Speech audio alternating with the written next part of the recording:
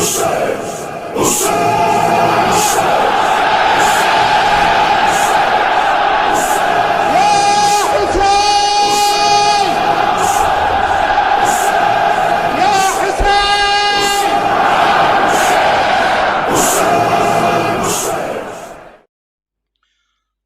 باللہ من الشیطان الرجیم بسم اللہ الرحمن الرحیم الحمد للہ رب العالمین الحمد للہ کما ہوا اہلہ الحمد للہ الذی علم بالقلم علم الانسان ما لم یعلم سبحانک لا علم لنا الا ما علمتنا انک انت العزیز الحکیم وصلی اللہ علی نبینا و حبیبنا و طبیب قلوبنا و شفیع ذنوبنا حبیب الہ العالمین بالقاسم محمد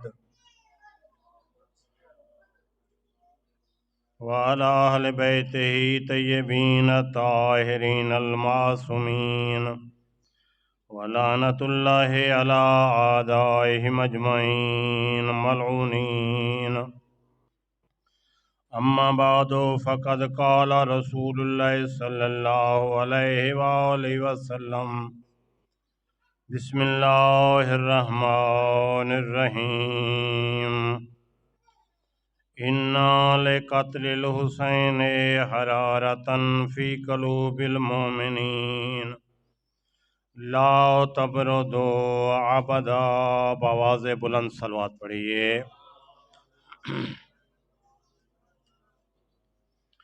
خداوند عالم آپ کی اس عظیم عبادت کو اپنی بارگاہ میں منظور و مقبول فرمائے۔ جناب کے سامنے سید المرسلین کی حدیث مبارک کہ جس میں نبیوں کے سردار امام حسین علیہ السلام کی شہادت کا اثر بیان کر رہے ہیں، فائدہ بیان کر رہے ہیں۔ فرماتے ہیں اِنَّا لِقَتْلِ الْحُسَيْنِ حَرَارَةً فِي قُلُوبِ الْمُؤْمِنِينَ لا تبردوا ابدا کہ امام حسین علیہ السلام کی شہادت میں امام حسین علیہ السلام کی شہادت کی وجہ سے مومنین کے دلوں میں ایک جذبہ ہے، ایک جوش ہے اور ایک درد ہے، لا تبردو ابدا، جو قیامت تک ٹھنڈا نہیں ہوگا۔ اس حدیث مبارک میں رسول اسلام حسین کی شہادت کا اثر بیان کر رہے ہیں اور فرما رہے ہیں کہ یہ اثر فقط مومنین کے دلوں میں ہوگا۔ اِنَّ لِقَتْلِ الْحُسَيْنِ حَرَارَةً فِي قُلُوبِ الْمُؤْمِنِينَ، یعنی فقط مومنین کے دلوں میں یہ جذبہ ہوگا، یہ جوش ہوگا۔ مجلس حسین علیہ السلام ایک ایسی عبادت ہے، ایک ایسا مستحب ہے کہ جس کا انعقاد اس واقعے کے منعقد ہونے سے پہلے کیا گیا ہے۔ ابھی تک یہ واقعہ رونما نہیں ہوا تھا، کربلا برپا نہیں ہوئی تھی، حسین کی شہادت نہیں ہوئی تھی کہ حسین کی اس دنیا میں آمد سے پہلے آسمان والوں نے بھی حسین کی مجلس پڑھی ہے اور زمین والوں نے بھی حسین پہ گریہ کیا ہے، انبیاء نے بھی گریہ کیا ہے، ملائکہ نے بھی حسین کی مجلس کا اہتمام کیا ہے، تو یہ ایک ایسا مستحب ہے مجلس امام حسین علیہ السلام کہ کربلا کے واقعے سے پہلے خداوند عالم نے انبیاء کو اور ملائکہ کو حکم دیا تھا کہ میرے حسین کی مجلس کا انعقاد کرو۔ روایت میں ہے کہ جب آدم علیہ السلام کی توبہ قبول نہیں ہو رہی تھی تو اس وقت جبرائیل نے جناب آدم علیہ السلام کو حکم دیا کہ آسمان کی طرف نگاہ کرو۔ فنظر الی السماء، جناب آدم علیہ السلام نے آسمان کی طرف نگاہ کی تو وہاں پہ 5 لکھے ہوئے نورانی نام نظر آئے جناب کو۔ آسمان کی فضا میں جناب آدم علیہ السلام کو 5 نام نظر آئے۔ جبرائیل نے فرمایا کہ اے آدم، ان 5 ناموں کا واسطہ دے دے، خداوند عالم تیری توبہ قبول کر لے گا۔ کس طرح واسطہ دینا ہے؟ فرمایا کہ اس طرح کہو کہ انت المحمود بحق محمد، وانت الاعلی بحق علی، وانت فاطر السماوات والارض بحق فاطمہ، وانت المحسن بحق الحسن، وانت قدیم الاحسان بحق حسین علیہ السلام۔ تو یہ جب نام کا واسطہ دیا جناب آدم علیہ السلام نے تو جناب آدم کی توبہ قبول ہو گئی خدا کی بارگاہ میں۔ اب یہاں پہ جناب آدم نے ایک سوال کیا جبرائیل پہ، توجہ ہے نا؟ جناب آدم علیہ السلام نے جبرائیل پہ ایک سوال کیا کہ اے جبرائیل امین، یہ 5 نام میں نے دیکھے ہیں، ان 5 ناموں کے میں سے 4 کا جب میں نام لیتا ہوں تو میرے دل کو سکون اور ٹھنڈک محسوس ہوتی ہے، میرے دل میں جذبہ اور شجاعت محسوس ہوتی ہے، لیکن جب آخری نام لیتا ہوں تو میرے دل میں غم پیدا ہو جاتا ہے، میرا دل مغموم ہو جاتا ہے۔ اس کی وجہ کیا ہے؟ تو جناب جبرائیل علیہ السلام نے خداوند عالم کے حکم سے جناب آدم کے سامنے مقتل حسین پوری کی پوری پڑھ دی۔ حسین کی شہادت آدم علیہ السلام کے سامنے جبرائیل نے پڑھی، آدم نے بھی گریہ کیا، ملائکہ نے بھی گریہ کیا۔ تو اس کائنات میں یہ سب سے پہلی مجلس حسین تھی کہ جس میں پڑھنے والا جبرائیل تھا، سننے والا جناب آدم تھا۔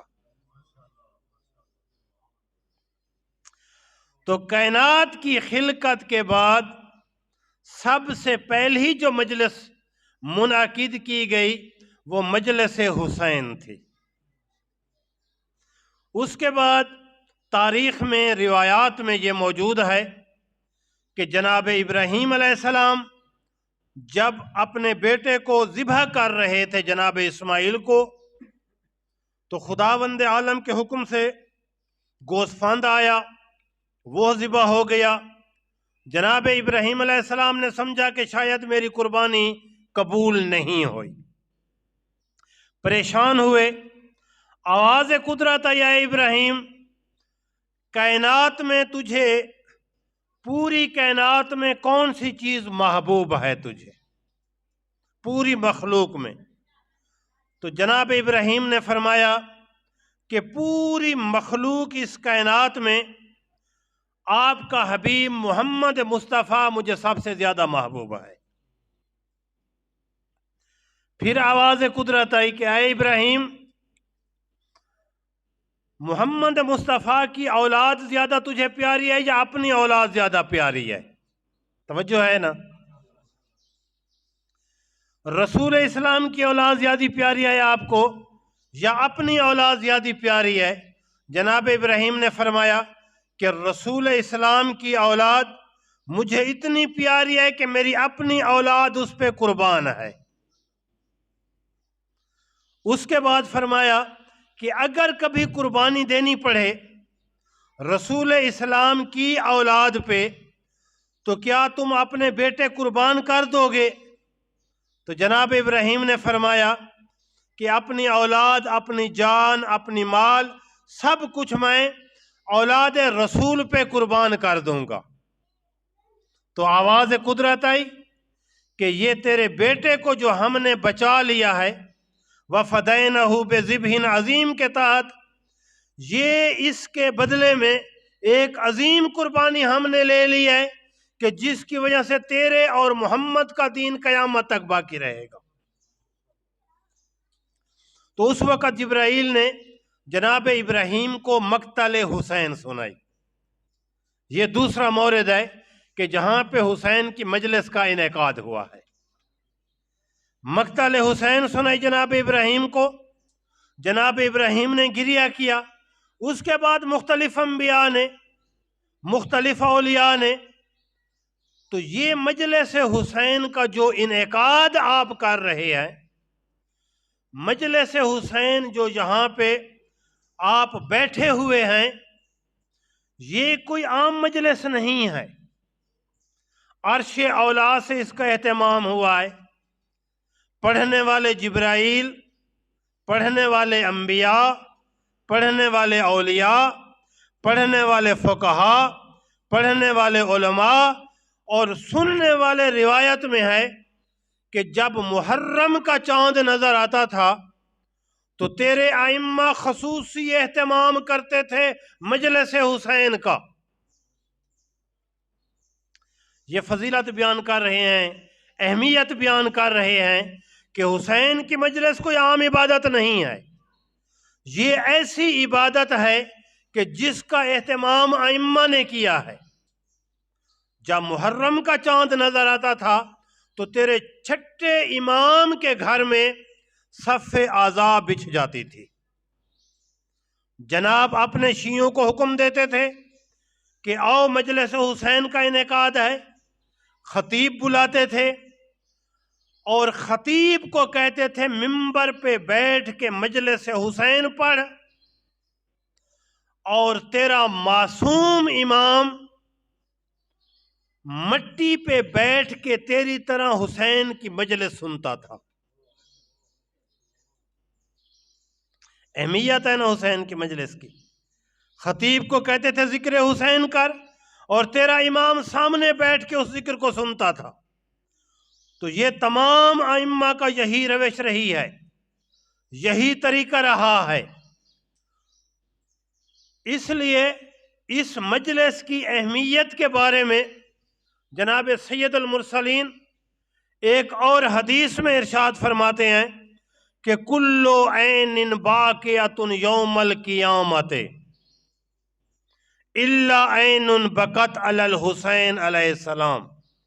قیامت کا جب دن ہوگا اور جس دن ہر آنکھ اشک بار ہوگی، جس دن ہر بندہ پریشان ہوگا، جس دن ہر طرف سے پریشانیوں نے وہ گھیرا ہوا ہوگا، تو اس دن ایک عمل ہے، ایک عبادت ہے جو تیرے کام آئے گی۔ اور جس کی خوشخبری سید المرسلین دے رہے ہیں، جناب فرماتے ہیں کل عین باقیۃ یوم القیامت، ہر آنکھ قیامت کے دن آنسو بہے گی، الا عین بکت علی الحسین علیہ السلام، فقط اس آنکھ کے جو اس دنیا میں حسین پہ گریہ کرتی رہی ہے۔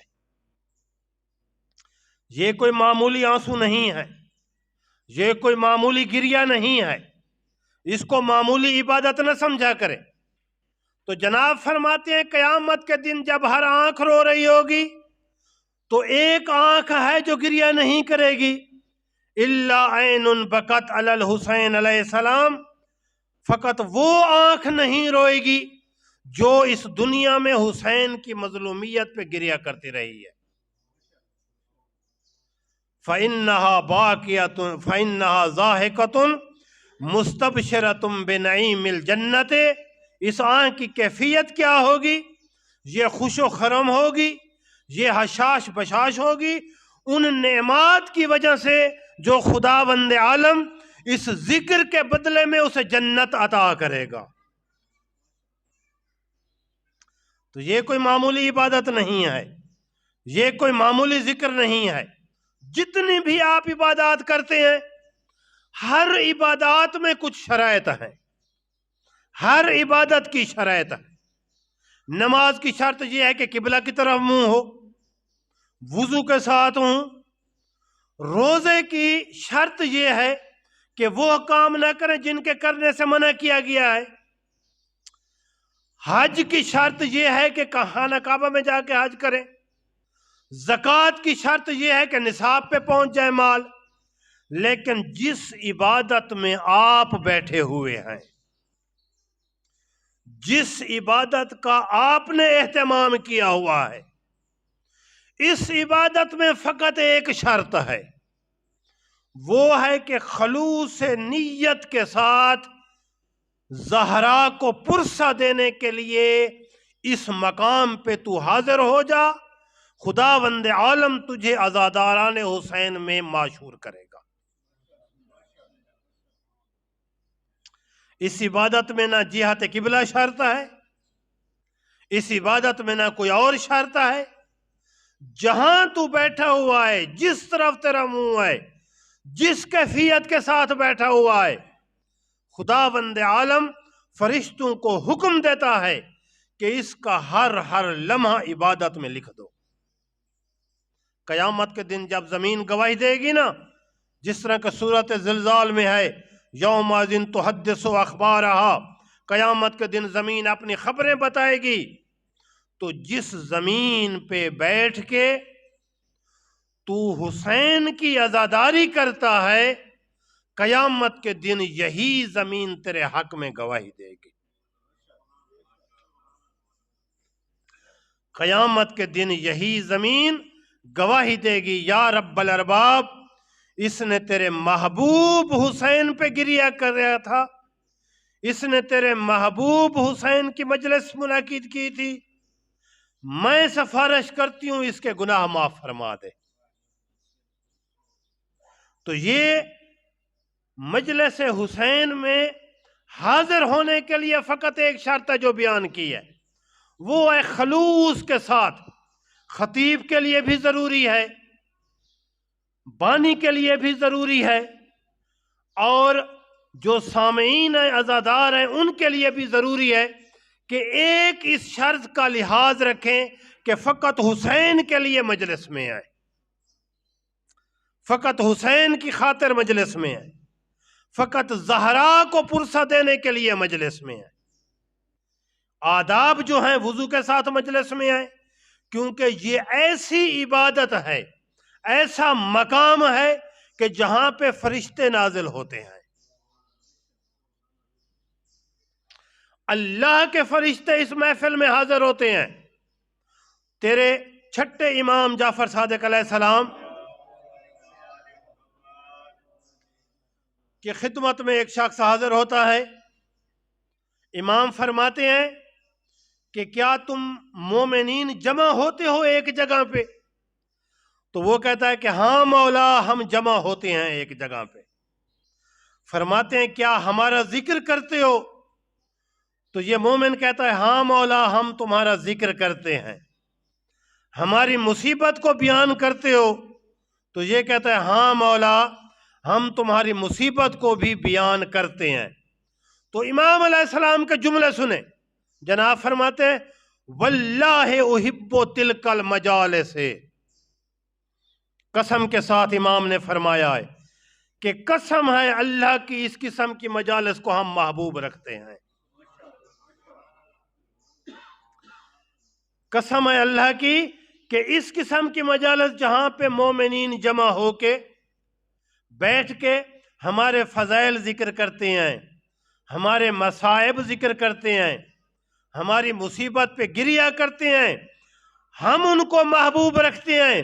اور ہمارا یہ عقیدہ ہے کہ جو چیز ہمارے امام کو محبوب ہو جائے، پھر کائنات میں اس سے کوئی اور محبوب چیز نہیں ہو سکتی۔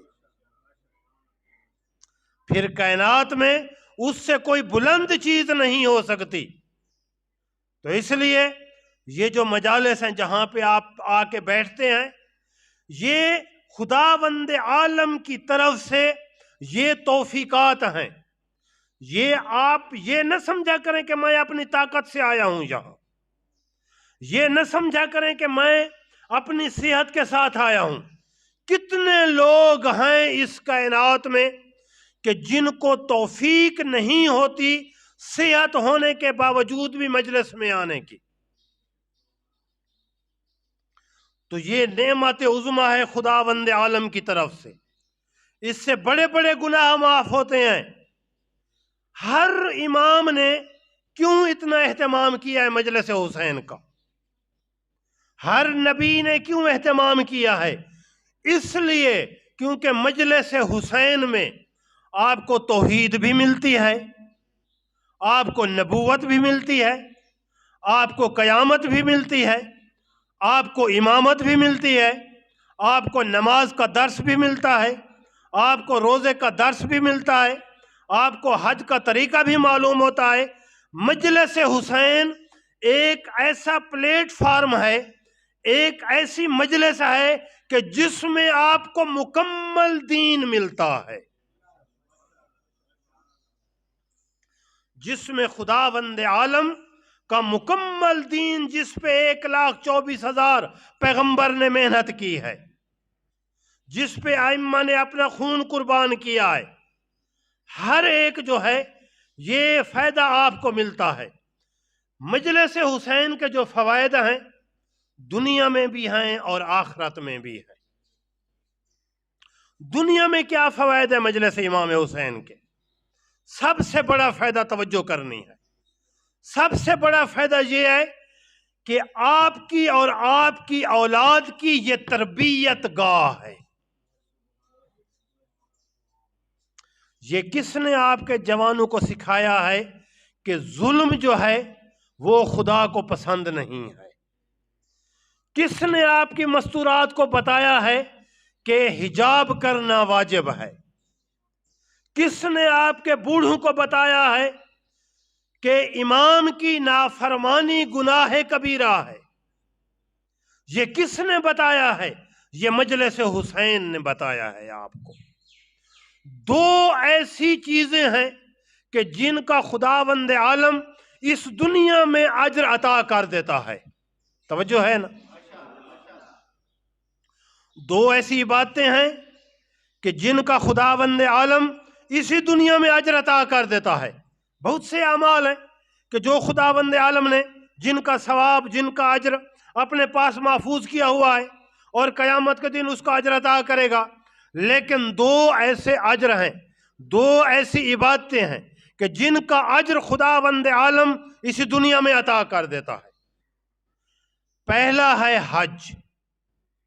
جو حج کرتے ہیں نا آپ، حج پہ جو آپ رقم خرچ کرتے ہیں، حج پہ جو آپ درہم و دینار خرچ کرتے ہیں، خداوند عالم کا وعدہ ہے کہ اے میرا بندہ، میری حج کے لیے، میرے گھر کی زیارت کے لیے تو نے جتنے بھی پیسے خرچ کیے ہیں، میرا وعدہ ہے کہ 1 درہم کے بدلے میں 10 درہم اسی دنیا میں تجھے عطا کروں گا۔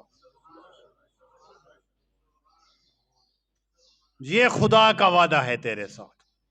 حج میں جتنا بھی تو خرچ کرتا ہے، یہ خدا کا وعدہ ہے۔ ان اللہ لا یخلف المیعاد، خدا اپنے وعدے کی نافرمانی نہیں کرتا۔ تو جتنا تو خرچ کرتا ہے حج پہ، خداوند عالم اس سے کئی گنا تجھے اسی دنیا میں عطا کر دیتا ہے۔ اجر اور ثواب تو اور ہے یہ جو مال خرچ کرتا ہے۔ دوسری کون سی چیز ہے؟ روایات معصومین میں ہے کہ عزاداری سید الشہداء، حسین کی عزاداری پہ تو جتنا خرچ کرتا ہے، یہ خدا کا وعدہ ہے کہ تیرے 1 درہم کے بدلے میں کئی گنا درہم اسی دنیا میں تجھے عطا کروں گا۔ تو یہ عزاداری ہے امام حسین کا اسی دنیا میں خداوند عالم تجھے دنیاوی ثواب عطا کر دیتا ہے، تجھے دنیاوی فائدہ عطا کر دیتا ہے۔ تو انبیاء نے اہتمام کیا، ائمہ نے اہتمام کیا۔ جب رسول اسلام کی ولادت ہوئی تو اس وقت جب جناب حسین علیہ السلام کی ولادت ہوئی تو جناب سید المرسلین نے خبر دی تھی جناب امام حسین علیہ السلام کی عزاداری کی کہ یہ عزادار، اس وقت جناب زہرا نے سوال کیا تھا کہ بابا جان جب آپ فرما رہے ہیں کہ یہ حسین بھی شہید ہو جائے گا، اس کے اصحاب بھی شہید ہو جائیں گے، اس کے اطفال بھی شہید ہو جائیں گے، تمام شہید ہو جائیں گے، تو میرے حسین پہ روئے گا کون؟ تو سید المرسلین نے فرمایا کہ خداوند عالم ایسی قوم پیدا کر دے گی کہ جس کے جوان حسین پہ جوانوں پہ گریا کریں گے، جس کے بوڑھے حسین کے بوڑھوں پہ گریا کریں گے، جس کے بچے حسین کے بچوں پہ گریا کریں گے۔ یہ عزاداری اور عزادار، یہ دو ایسے عنوان ہیں کہ جن کے لیے ائمہ نے دعا کی ہے۔ تیرا چھٹا امام جعفر صادق علیہ السلام عبادت میں مشغول ہے، جناب کے ایک صحابی ہیں ابن وہب، حاضر ہوتے ہیں، جناب نماز مکمل کرنے کے بعد دعا مانگ رہے ہیں۔ ائمہ کے جو اصحاب تھے وہ بہت عقل مند لوگ تھے، امام کے ہر قول اور فعل پہ نگاہ رکھتے تھے۔ ایسا نہیں ہے کہ توجہ نہیں کرتے تھے، نگاہ رکھتے تھے میرا امام کیا فرما رہا ہے، میرا امام کون سا کام کر رہا ہے، تاکہ میں لوگوں کو بتاؤں کہ اس طرح کرنا ہے آپ نے، تاکہ میں لوگوں کو بتاؤں کہ امام نے اس طرح کیا تھا، آپ کے لیے کرنا واجب ہے۔ تو یہ آتا ہے امام علیہ السلام دعا مانگ رہے ہیں، یہ کہتا ہے کہ توجہ سے سنو امام خدا سے مانگ کیا رہے ہیں۔ اس کو شوق تھا کہ امام کی دعا میں سیکھوں تاکہ میں اسی طرح دعا مانگوں۔ تو یہ امام علیہ السلام کے قریب آئے، کان لگایا، امام دعا مانگ رہے تھے، اللہم ارحم تلک الوجوہ التی غیرت لہا الشمس۔ توجہ کرنی ہے، امام کی دعا ہے، اور امام کی دعا اپنے لیے نہیں ہے، تیرے لیے ہے۔ اللہم ارحم تلک الوجوہ التی غیرتہا الشمس۔ امام فرماتے ہیں کہ یا رب الارباب، ان چہروں پہ رحم فرمانا کہ جو چہرے حسین کے لیے دھوپ میں چلے اور ان کے رنگ تبدیل ہو گئے ہیں۔ حسین کی عزاداری میں گئے ہیں، حسین کی مجلس میں گئے ہیں، حسین کے جلوس میں گئے ہیں، حسین کی ماتم کے لیے گئے ہیں، تو دھوپ کی وجہ سے ان کے چہروں کے جو رنگ تبدیل ہو گئے ہیں، میرا اللہ ان چہروں پہ رحم فرمانا۔ یہ پہلی دعا ہے۔ اس کے بعد دوسرا جملہ امام کا فرماتے ہیں اللہم ارحم تلک صرخۃ التی لنا۔ بہت عظیم دعا ہے۔ امام فرماتے ہیں کہ یا رب الارباب، رحم فرما ان گریوں پہ جو گریے مومنین ہمارے لیے کرتے ہیں۔ یہ جو تو گریا کرتا ہے یہ کوئی عام گریا نہیں ہے، اس کو امام کی دعا ہے۔ اللہم ارحم تلک صرخۃ التی لنا۔ صرخہ کا جو لفظ ہے عربی زبان میں، یہ ہوتا ہے بلند آواز سے گریا کرنا۔ صرخہ یہ چیخنا، بلند آواز سے گریا کرنا جو دوسروں کو سنائی دے۔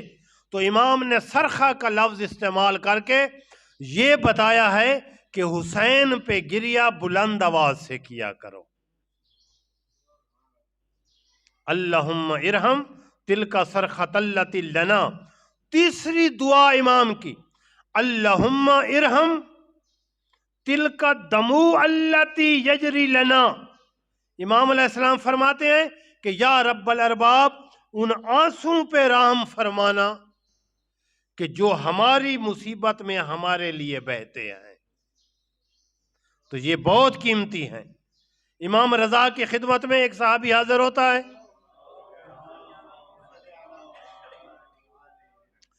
جس کا نام ہے ریان بن شبیب، مشہور راویہ امام علیہ السلام کا صحابی ہے ریان بن شبیب۔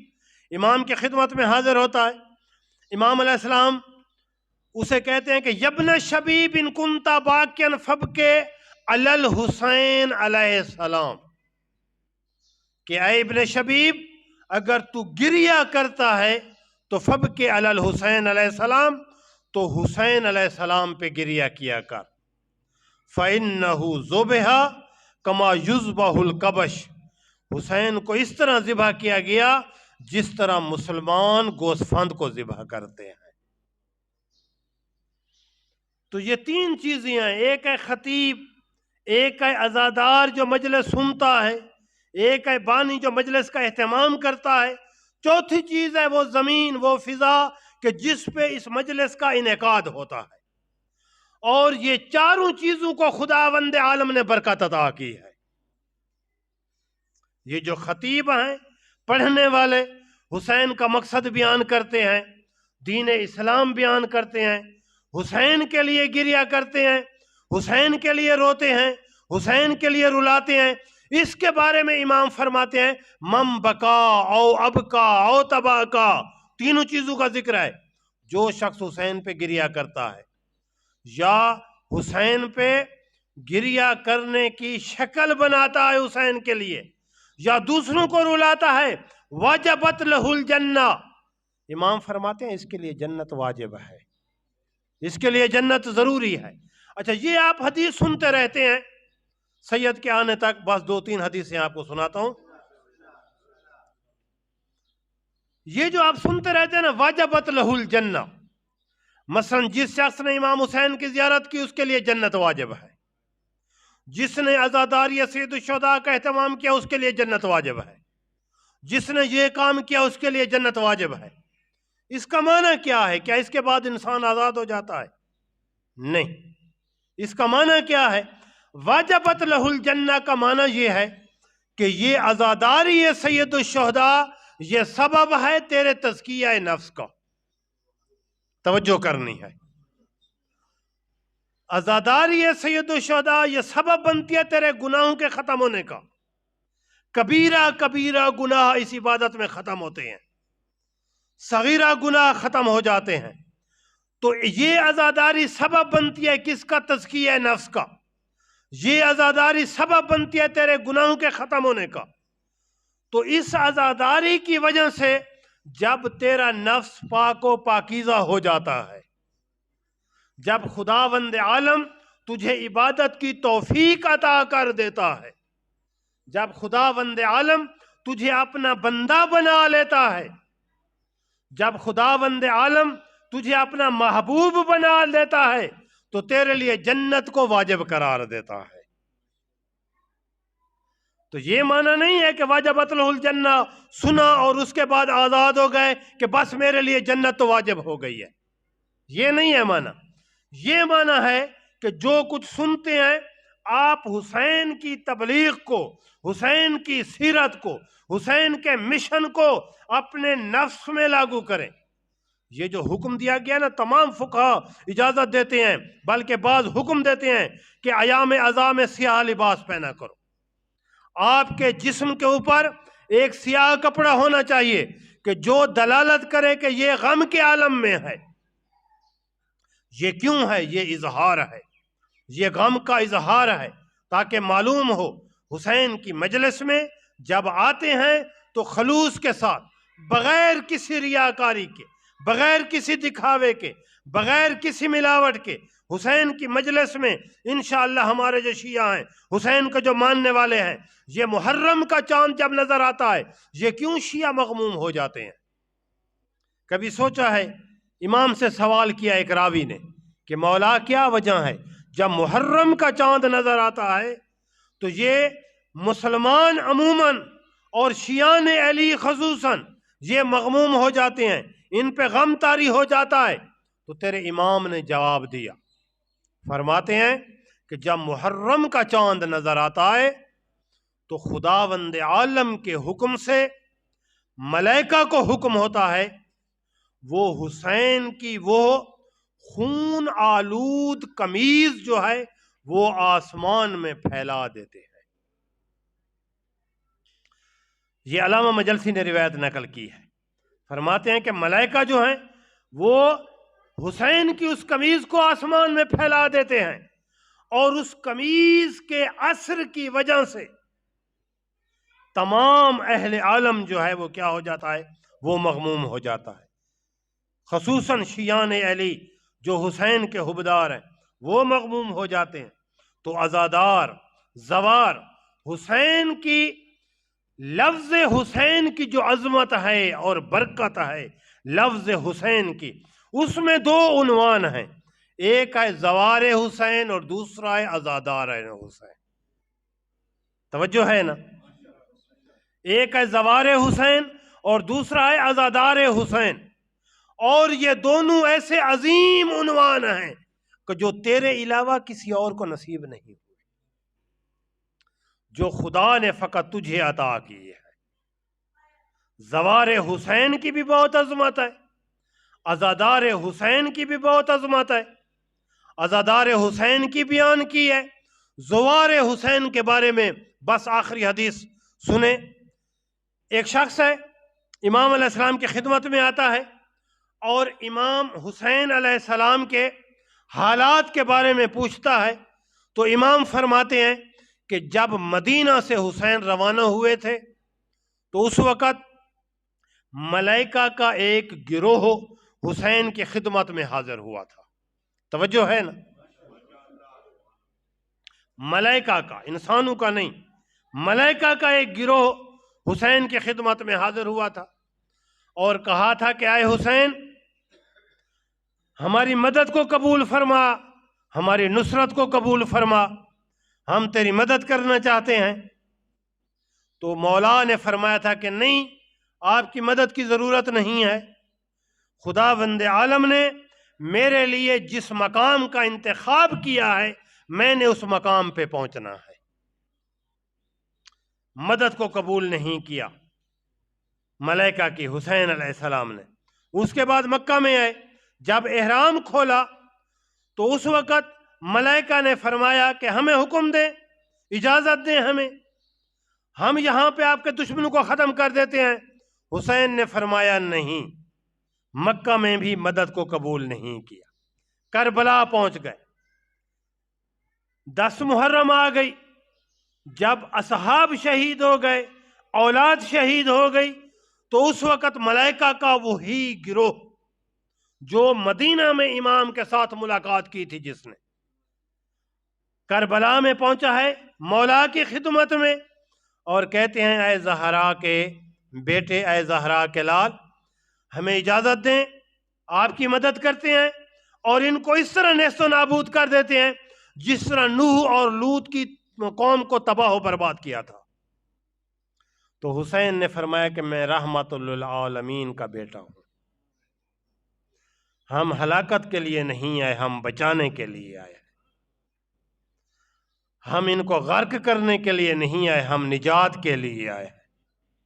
قبول نہیں کیا اس کی مدد کو، ملائکہ کی مدد کو قبول نہیں کیا حسین نے۔ راوی کہتا ہے حسین تو شہید ہو گیا، اب ملائکہ کہاں ہیں؟ توجہ کرنی ہے۔ امام فرماتے ہیں کہ وہ ملائکہ واپس چلے گئے آسمان کی طرف اور عرض کی یا رب الارباب، حسین نے ہماری مدد کو مدینہ سے لے کر کربلا تک قبول نہیں کیا، اب ہمارے لیے کیا حکم ہے؟ توجہ کرنی ہے، بہت عظیم روایت ہے۔ اب ہمارے لیے کیا حکم ہے؟ تو آواز قدرت آتی ہے، اے میرے ملائکہ، اب تمہاری یہ ڈیوٹی ہے کہ قیامت تک حسین کا زوار جب گھر سے روانہ ہو تو جب تک گھر واپس نہ آئے آپ نے اس کی حفاظت کرنی ہے۔